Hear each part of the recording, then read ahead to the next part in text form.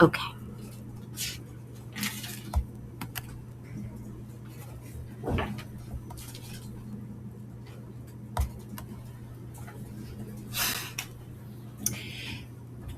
Our reading for the pharmacy chapter is going to be a combination of some extra Pliny the Elder and Dioscorides of Anazarbus. Put my thoughts in order here. Now, here's how I'm going to begin this. We have not yet talked too much about Pliny the Elder's life and times, and that is sad because he is very cool. So let's do that now. Okay, Pliny the Elder, you thus far know from one of his less wonderful moments in Book 29, where he is complaining about doctors these days. Am I right? Uh, which is, in some ways, it seems a pretty on point critique of the more harmful business practices going on in medicine of the Roman period, driving up prices, making overly complicated and improbable effectiveness level drugs, um, not being able to agree on how science works and misquoting each other, et cetera, et cetera, et cetera. Part of why Pliny the Elder is so gosh darn invested in educating his audience about the difference between good medical science and gimmicky doctors and healthcare is that he himself was a chronically ill guy. He is of the equestrian class, which is not quite as wealthy as the senatorial class in Rome, but it's up there. And he was a lifelong career government and military officer. In ancient Rome, you have offices in both fields. So he would command the army.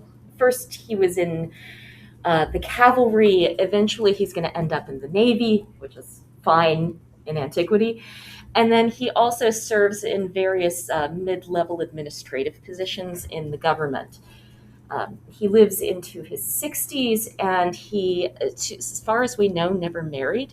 His nephew, Pliny the Younger, inherits his estate and talks a little bit about his uncle in letters that he wrote years after the fact.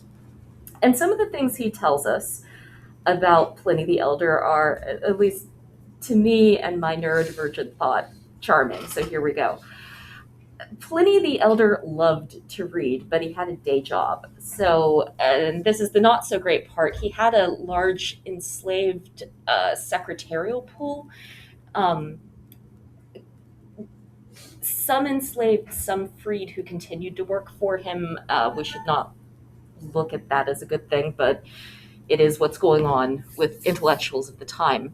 So this is important because these are his secretaries and collaborators. So when we read Pliny the Elder, we're looking at the end product of a collaboration between him and a bunch of folks who are working for him and don't get their names on the pieces. But things they're doing, you'd have one taking notes while another one's reading a book out loud to him while he's commuting to work. Or when he went to the bathtub, Pliny the Younger tells us that he really hated ducking his head under the water because he had to pause his book on tape, which was not on tape. It was a person reading, but he'd have to take a break from his book to dunk his head. And as someone whose Kindle reads to her in the shower, I feel very called out by this babe. I too hate ducking my head because I can't hear my book as well.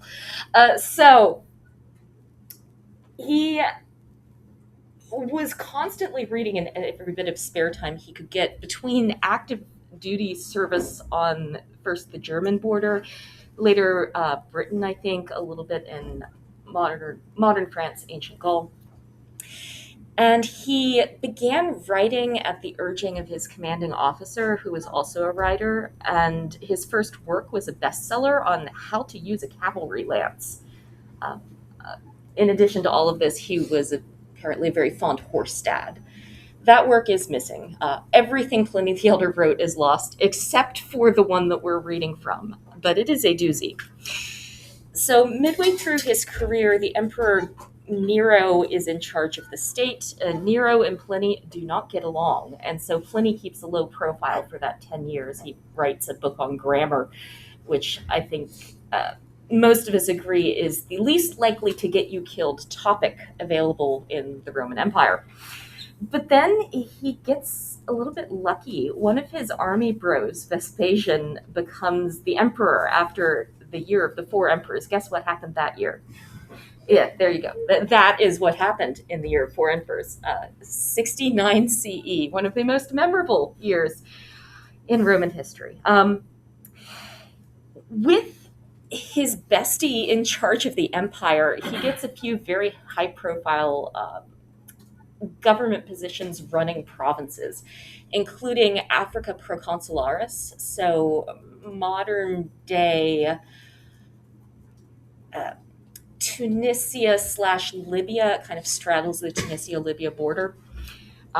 He may have also had a governorship in Morocco. I think there was another one in Greece. His final posting, though, in 79 CE was in the Bay of Naples, and this was shortly after he published his life's work, the piece that survives and the piece that he seems most proud of, which is the natural history. That's the bit that you've read is just the beginning of book 29. Book 29 of 47 total, or sorry, no, 37, 37. It's not that big. 37 books, which is a lot of book, even by ancient book standards. And the natural history was an accounting of the entire universe. His idea was to fit the universe as we know it into a book and to talk about the relationship between nature and men and the ways that we as human beings should exist in relationship to nature and often don't. And it kind of hits the mark. It starts with astronomy and then moves into geography, physics, peoples of the globe, all of the animals, insects, sea life, trees, vineyards, farming, and then there are a bunch of books of pharmaceutical ingredients and what to do with them. So we're going to see in this section some of the many, many, many books of recipes and ingredients for pharmacy and things to do with them. Some of them are going to be a little brow raising, but what he's when he talks about why he's writing what he's writing, other than he's a giant nerd, which he is, giant nerd, one of us, we love him. Not everything he does, but I'm fond of him. The other thing that he's worried about is that not everybody has time for specialist education, but these are things that's important to know about. You need to know how science works if you're going to evaluate your doctors, make good policy decisions, vote on the right thing, make the right decisions when it comes to where to put your mind, how to design your mind, infrastructure, human thriving and surviving, products to purchase. There's some things that deplete the environment and ruin people's lives, and you maybe shouldn't buy them. So he views knowledge of nature as an important step into living more in harmony with the world and also not being as harmful to other people sharing the cosmos. And other people for him also includes animals. He, in particular, is very fond of elephants. Elephants are his favorite because even though they're giant, they're really careful not to step on smaller animals, and they take care of their weakest and most vulnerable first. And also, they refuse to be turned against each other when people make them fight. Anyway, so let's talk about how Pliny dies because it's sad, but it's also for me number one best death in the history of deaths. I'll explain. It is either August, October, or November, 79 CE. There are some questions about the month this happens, but it's 79 and it's late summer, early fall. There's a loud boom across from the naval base where Pliny is stationed. He's in charge of the Roman military harbor, the last stop before you get to Rome's commercial harbor, which is not a great harbor, which is why he's in Naples, modern Napoli. And his sister is like, hey, come to the window. There's a funky cloud situation going on. So he looks out and he sees across the bay what he describes as a cloud in the form of an umbrella pine tree, which is a kind of Mediterranean pine tree that looks like an umbrella. We'd say mushroom cloud today. But it's in the shape of an umbrella, and it's rising into a clear sky from the the mountain across the bay. And his first thought is, "Oh, that is cool. I kind of want to check on that." But then the emergency messages start arriving, including one of his friends, and she tells him, "Hey, there's rocks falling from the sky, and I'm worried about my library." And also, there are people like, "Hey, we're having a hard time sailing away from the shore because the prevailing winds are pulling inland.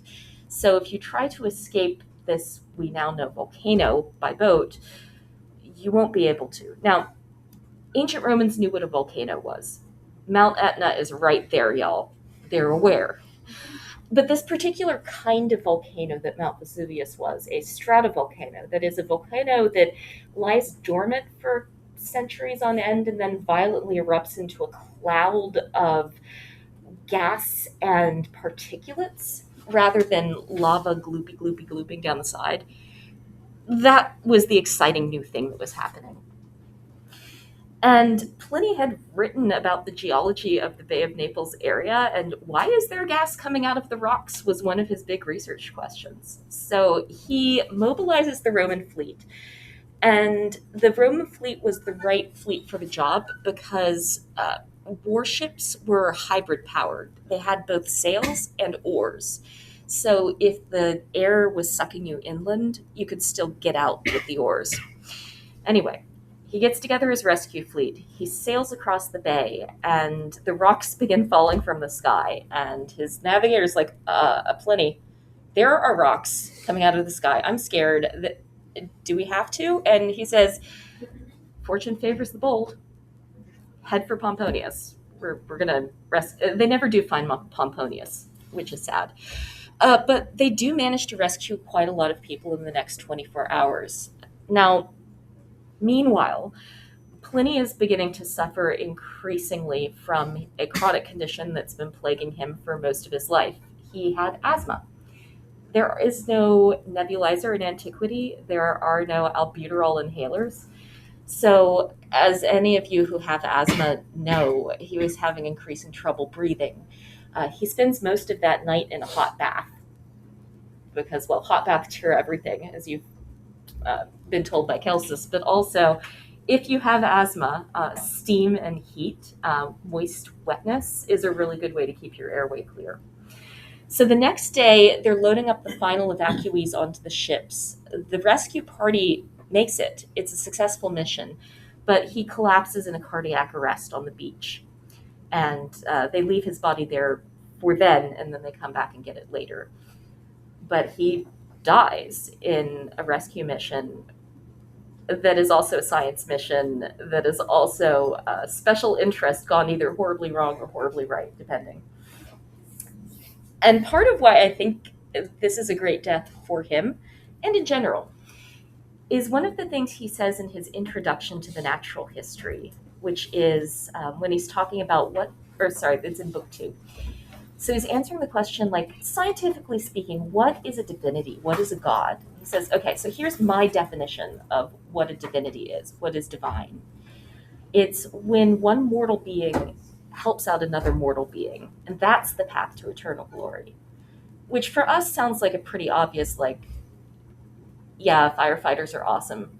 But in antiquity, heroism was not defined by how selflessly you help people. It was how many people are shouting your name for good reasons and bad. It's the Achilles standard, if you will. So Pliny, by saying, yeah, no, it's when you help somebody who's going to die, knowing that you too are vulnerable to death, that's divinity. That's glory.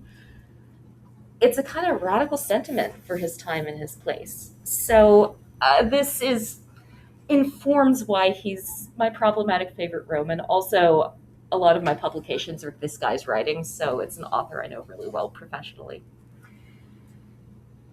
Even though he does say some cranky and offensive things about Greek people, that we do not love. That is not his most classy moment. And he likely was not always a wonderful person to the people he was enslaving. So there is that. That's Pliny. Other author for this section is a new author. He's not writing an encyclopedia to everything we know. Instead, he's writing a very targeted manual called De Materia Medica, or about stuff we use in medicines. Materia medica is Latin for medical material, medical ingredients, medical components. And I'm saying components rather than herbs because it's not just plants. We're going to look at some pictures from one of the oldest and the best preserved manuscript of this text, the Nicaea Codex. So this is a codex that was copied by hand in Greek. The original was Greek. Pliny writes in Latin, Dioscorides writes in Greek. This copy dates to 515 CE, and that is about 400 years after Dioscorides was likely writing it, thereabouts. Actually, more like 450 years. So it is late, but when we're talking ancient books, that is a very early period to have your earliest surviving manuscript. Originals don't survive well over 2,000 years. So at any rate, 515, a pretty early edition. And it is a deluxe edition that was made for a princess in the Byzantine or Eastern Roman Empire. And this is one of many beautiful illustrated pages. On this side, you have the Greek telling you about the plant. And then here we have an illustration that shows a version of the plant that you probably aren't going to find in the wild, because here, stand in front of my subtitles, here the berries and the flower at the same time. So this is a composite illustration so that no matter what season you're looking at this plant, you've got something identifiable here. The colors have also deepened, but they're full color illustrations. So this dark black and this deep green are part of what makes this a deluxe illustrated edition. The way that the text is written suggests that illustrations were always part of this text. Some copies don't have them, but that's likely a cost-saving measure and not a feature of the original text. The style, if you're used to North American plants, might look a little spiky, but if you've been to the Mediterranean, I've seen this pricker shrub. It's pretty accurate. So we'll have a look at some of the illustrations of things you might recognize. I'm not calling anybody out, but for instance, so this one, the name has not changed from antiquity. Cannabis. Cannabis is what ancient Greeks called this plant. There are subsequent owners of this manuscript wrote in alternative words for different plants in their own language. You'll notice we have Arabic here, later Greek. So one of the things that's very neat about this particular edition is that it has bi and trilingual entries that help us keep grips on what plant is what, because this predates Linnaeus's scientific taxonomy of plants. So there's no reliable way of knowing that you're talking about the same plant species in ancient botany. But this one, we're pretty sure we're talking about the same plant, because that name has not changed, and we have kept tabs on this plant as a species for reasons that I'm sure I need not explain. But here it is, looking very recognizable in Dioscorides. So here's another one. This is not the picture from Dioscorides. I haven't been able to get a good picture of this, but opium poppies are a big part of ancient pharmacy, and it's an ingredient you'll see popping up a lot. The active ingredients from Papaver somniferum, the poppy plant, sometimes called oriental poppy. So not all poppies will do this, but if you get the right species of poppy, if you score the seed pod, which is what's over here on the right, with a blade, it will bleed out this milky colored sap, and you can boil this sap down into a more concentrated form. Eventually this becomes heroin. I've not made it myself, but I'm told. Uh, you'll hear things like tears of the poppy. What they mean are these sap droplets, is a tear of poppy. And this is a very important painkiller now and in antiquity because it works really well, sometimes too well.